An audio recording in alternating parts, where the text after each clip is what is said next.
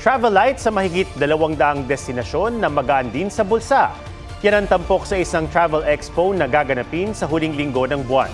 Kung saan pwedeng magbakasyon, panoorin sa report ni Katrina Son. Boracay at Baguio City. Diyan pangarap makapagbakasyon ng estudyanteng si Noemi Hinco. Pero pag naiisip niya ang gastos, baka raw manatiling pangarap na lang iyan. For me po kasi sa college student po, malakad po talaga siya. Medyo hadlang din po talaga siya.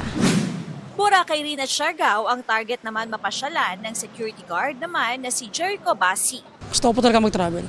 Kaya naman po dumiskarte. Hanggat bata ka, mas malakas ka. Hanggat may opportunity po, grab niya na po. Kaya nang malamang may travel sales expo sa isang mall sa Ortigas sa September 26 to 28, hindi raw niya ito palalampasin. Even the low wage earners and even students actually can avail our promo packages in the expo. Malaki raw ang mura kung pre-booked ang flight o hotel.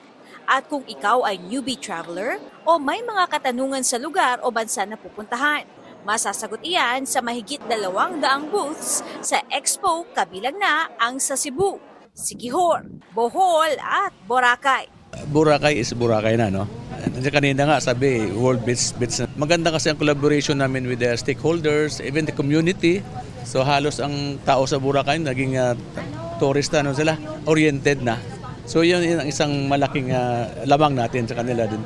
At kung gusto namang mag-out of the country, tiyak makakapamili ng iyong susunod na travel destination. Guam is first and foremost, we are a beach destination, but we are also a shopping destination. We have a lot of adventures waiting for everyone. Must visit is, of course, for the first timer is the Kuala Lumpur City Centre, the Twin Tower of Kuala Lumpur. There's a lot of theme park in Malaysia.